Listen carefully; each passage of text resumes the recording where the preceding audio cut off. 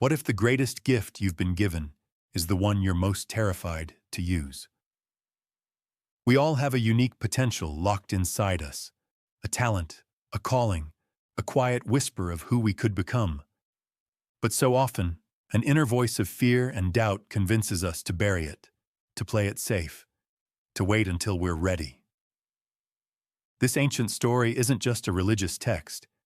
It's a psychological blueprint that reveals why that voice of fear is so powerful and how to finally overcome it. Before we dive in, a moment of clarity. My name is Dominic, and I am an AI guide. The research, the writing, and the deep psychological framework you're about to hear are the work of this channel's human creator, David. He has chosen this format, my presentation, as a deliberate tool to navigate these complex ideas together with maximum clarity. This collaboration allows us to focus on the heart of the message. Now let's explore that message. There's a uniquely modern anxiety that I'm sure many of you know well. It's the pressure to have it all figured out. The feeling that you should be doing more, being more. It's the quiet dread that you are letting your own potential wither on the vine. This is the anxiety of unused potential. It manifests as imposter syndrome, where you feel like a fraud no matter what you achieve. It shows up as analysis paralysis, where you research and plan endlessly, but never actually start. And it's the root of that deep, nagging sense of purposelessness that can haunt you in the quiet moments, making you wonder, is this all there is? You scroll through social media and see highlight reels of others investing their talents, launching businesses, creating art, traveling the world. And your inner critic, that relentless voice of the shadow, whispers, you could never do that. You're not smart enough, not talented enough, not ready. So paralyzed by this fear, you take that spark, that unique gift you were given, and you bury it. You tell yourself it's safer there. You tell yourself you're being practical. But deep down, you know you're hiding. What if there was a way to understand this dynamic not as a personal failure, but as a fundamental part of the human journey? An ancient story, the parable of the talents, gives us a powerful lens to do just that. But we're not going to look at it as a story about divine judgment. We're going to look at it as a story about you. The story is simple, yet profound. A wealthy master is going on a long journey.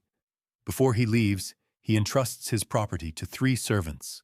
To one, he gives 5 talents, a significant amount of money. To another, he gives 2 talents. And to the last, he gives 1 talent. He gives to each according to his ability. The first 2 servants get to work. The one with 5 talents immediately invests it and doubles his money. The one with 2 talents does the same. They take a risk. They engage with the potential they were given. But the third servant, the one given a single talent, does something different. He is afraid. He is worried about his master, whom he describes as a hard man. Terrified of losing the one thing he was given, he goes and digs a hole in the ground and buries his master's money. He chooses safety over growth, preservation over potential. When the master returns, he is pleased with the first 2 servants. "Well done, good and faithful servant," he says. "You have been faithful with a few things. I will put you in charge of many things.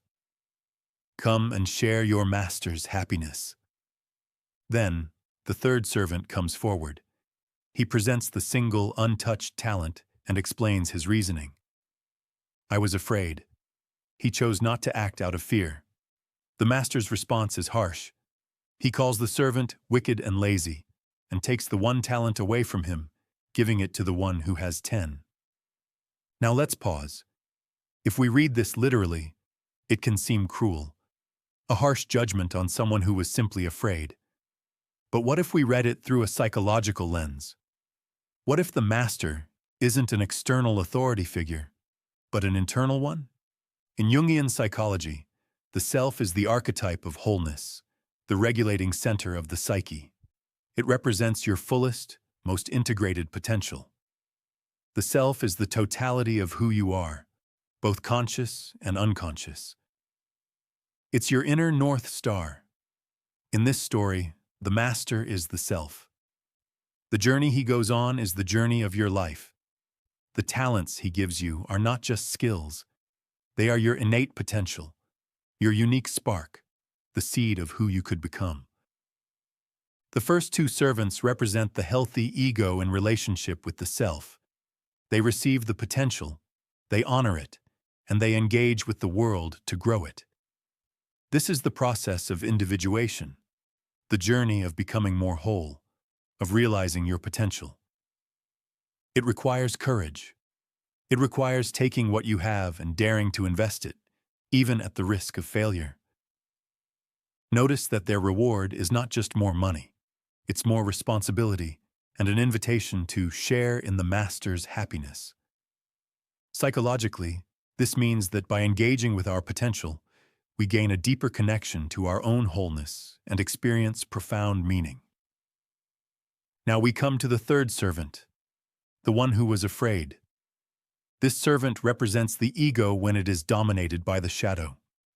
The shadow is the part of our unconscious mind that contains everything we repress or deny about ourselves, our fears, our insecurities, our perceived weaknesses.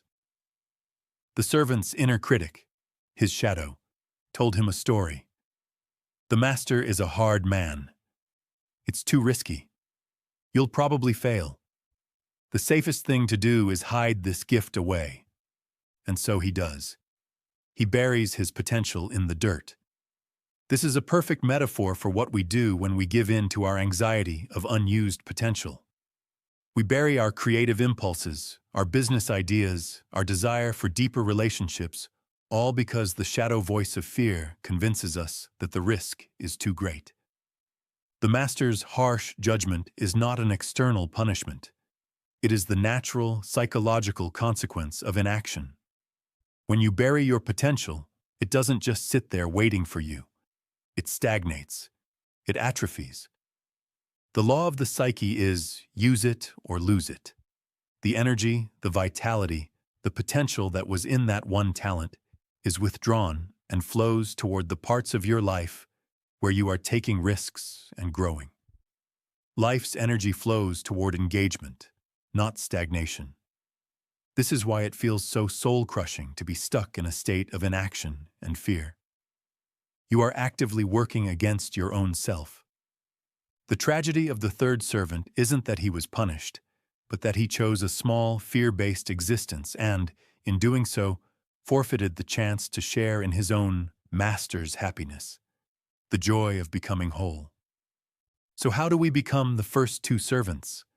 How do we unearth the talent we've buried and find the courage to invest it? This story offers us a path forward, a way to combat the anxiety of unused potential. First, you must identify the buried talent. This requires radical honesty. What is the thing you secretly dream of doing, but immediately dismiss with, "I can't," or "it's not practical"? What idea keeps returning to you in quiet moments? What did you love to do as a child before the world told you it wasn't a real job? That is your talent. It might not be a grand, world-changing thing. It might be writing, learning an instrument, starting a podcast, coaching a local sports team, or simply learning to be a more present and loving partner. The size of the talent doesn't matter. The act of honoring it does. Second, you must confront the wicked, lazy servant within. That is, you must confront your shadow. This means listening to the voice of fear without letting it have the final say. When it says, "You're going to fail," you must learn to reply, "Maybe, but I'm going to try anyway." The goal is not to eliminate fear. The goal is to act despite the fear. Courage is not the absence of fear. It is the judgment that something else is more important. Your wholeness is more important. One powerful practice is to give your inner critic a name. Personify it. When it starts its monologue of doubt, you can say, "Ah, there's fearful Frank again." Thanks for sharing, Frank, but I'm in charge here. This creates distance. It reminds you that the voice of the shadow is not the totality of who you are. Third, you must make a small, concrete investment. The servants didn't just sit on the money, they put it to work. You don't have to quit your job and risk everything tomorrow. The journey of individuation is a marathon, not a sprint. The key is to take one small, manageable step. If your talent is writing, write 1 page. If it's music, practice for 15 minutes. If it's starting a business, write 1 paragraph of a business plan. This small act of faith, this tiny investment, sends a powerful message to your psyche. I am ready to engage. I am ready to grow. This ancient story is not about pleasing a demanding God. It is a profound invitation from the deepest part of yourself, your master, to engage with the life you were given, to take the unique potential that is yours and yours alone, and to have the courage to invest it in the world. The reward isn't wealth or fame. The reward is wholeness. The reward is meaning. The reward is sharing in the joy of your own becoming. The anxiety of unused potential is real. But it is not a life sentence. It is a call to action. It is the self knocking on the door of your consciousness, asking you to be brave, to dig up what you have hidden, and to finally put it to work.